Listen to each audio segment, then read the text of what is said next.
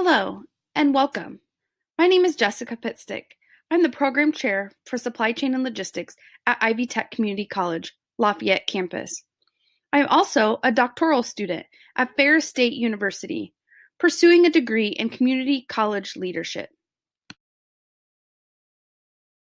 I have had many learning opportunities on my educational journey. Most recently, I had the honor to learn from the Student Affairs Department. Dr. John Laws and Chris Kuhn opened their student affair doors to me and allowed me to gain a deeper understanding of the services available to our students. Although I have been with the college for 8 years, through this process I learned that there were many services, resources, and information that were unknown to me and definitely underutilized. This video is coming from the view of a faculty member, and I'm using this platform to hopefully reduce the number of faculty who make the same mistake I did. For the next few minutes, I want to share information I learned through my engagement with student affairs. The information I received over the past several months has been invaluable to me, and I want to share that knowledge with you all. I met with many department chairs who were all willing to impart their expertise on me. If I included everything I learned, this would be an ongoing video. Instead, I chose 3 individuals to introduce you to. Meet Mark Frank, Education Success Coordinator, Donna Jones, Disability Services, and Fred Duttlinger, Veteran Affairs. These 3 individuals dedicate their days to helping students navigate their own educational journey. I want to explain the roles of each of these individuals to you. First up is Mark Frank. His office is located in Student Life. He has many resources available to students, so many I can't list them all.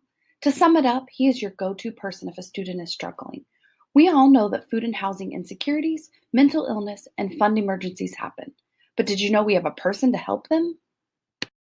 He is willing to help students navigate healthcare or locate assistance for students struggling with courses. In other words, if a student has a need to be met, Mark Frank can help locate assistance for that student. And then if he isn't the right person for the referral, he will locate the right person for that student.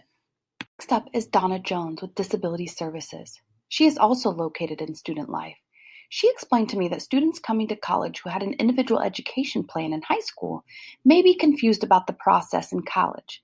She encouraged me to always send a student to her if they are struggling in the classroom.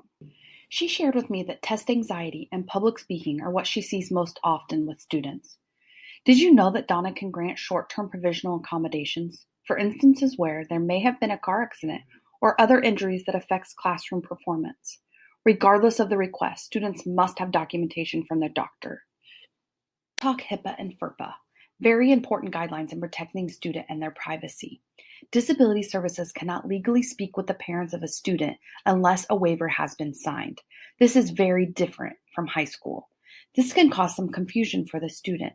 As faculty, we may need to prompt students to visit the Disability Services. Lastly, but certainly not least, is Fred Duttlinger with Veterans Affairs. His office is located outside of the cafeteria. His days are spent certifying federal VA education funds. Let me just tell you, the knowledge he has about the VA and the various education benefits is outstanding. My head is still swimming from the information. One of the many things he shared became an aha moment for me. I have many veterans that I advise that tell me they need to have a full load and at least one traditional course.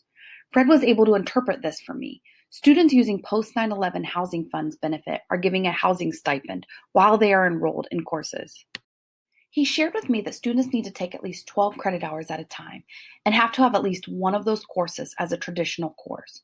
To me, it seemed clear, but then we started discussing the ramifications of courses moving away from the traditional butt-in-the-seat type courses. We discussed 8-week, hybrid, and synchronous courses. My recommendations for this is to send a student to see Fred before making any changes to a student's schedule. There are stipulations on the number of hours needed for face-to-face time. Fred was very knowledgeable and answered all of my questions. In summary, if you have a student that is a veteran, send them to Fred. In summary, these 3 individuals opened their doors to me and allowed me to grill them on the services available to our students. They were eager to tell me all of the ways they assist students. They all had success stories to tell, misconceptions to clear up, and encouraging words to faculty. That they are here to help. And if you send a student to them and it was the wrong person, they also will refer or locate the right resource.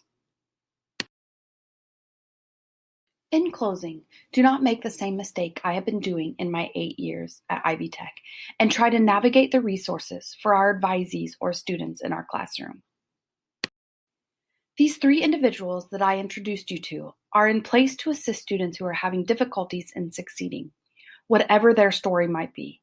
Let us work as a team to ensure students are successful in their educational journey.